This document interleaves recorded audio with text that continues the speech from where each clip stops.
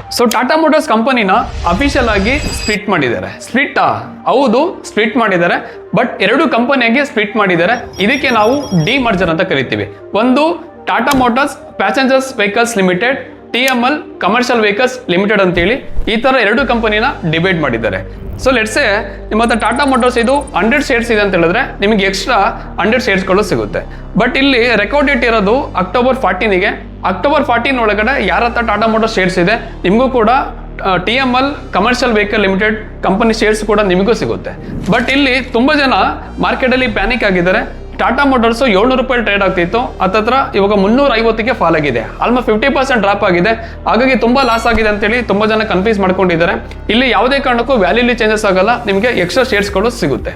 But ನೀವು company ಇದು trading start ಆಗೋದು ಲಿಸ್ಟಿಂಗ್ ಅಪ್ರೂವಲ್ ಆದ್ಮೇಲೆ ಇಟ್ ಟೇಕ್ಸ್ ಹತ್ತತ್ರ 45ರಿಂದ 60 ದಿವಸ ಟೈಮ್ ತಗೊಳ್ಳೋದು ಅಂತ ಹೇಳಿದ್ದಾರೆ. ಇದೆಲ್ಲ ಪ್ರೊಸೀಜರ್ ಆದ್ಮೇಲೆ ಫೈನಲ್ ಆಗಿ ಇದು NSE ಮತ್ತೆ BSE ಅಲ್ಲಿ ಟ್ರೇಡ್ ಆಗಕ್ಕೆ ಸ್ಟಾರ್ಟ್ ಆಗುತ್ತೆ. ಸೊ ನಿಮ್ಮ ಫ್ರೆಂಡ್ಸ್ ಯಾರಾದ್ರೂ ಟಾಟಾ ಮೋಟಾರ್ಸ್ ಶೇರ್ಸ್ ತಗೊಂಡಿದ್ದಾರೆ ಅಂದ್ರೆ ಅವರಿಗೂ ಕೂಡ ಈ ರೀಲ್ ನ ಶೇರ್ ಮಾಡಿ.